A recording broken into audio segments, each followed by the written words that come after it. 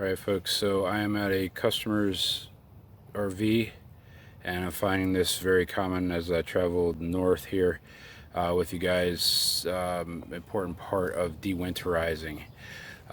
Multiple customers now have actually had their RVs dewinterized professionally, and then they get to their RV sites or they go in for the first time for the season, and the places that they had dewinterized forgot to turn the bypass valve to turn the water and allow it to go into the hot water heater. Now what you have happen is the heating element, fortunately for this one's on the outside so it's easy to work with, but the heating element, as soon as they turned on the hot water, the electric hot water, it fried the heating element. Here's what the heating element looks like now that it's fried. This should be attached.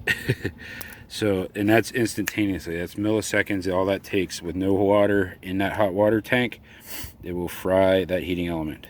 So just a big public service announcement to all the followers that if you have your vehicle, your RV dewinterized, make sure you check the bypass valve on the back side of your hot water heater. If you don't, it can be costly to have it replaced.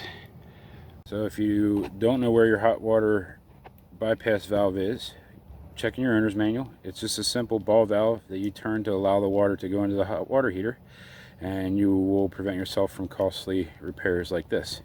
Thanks for watching, guys. There's a video, suggested videos here and here.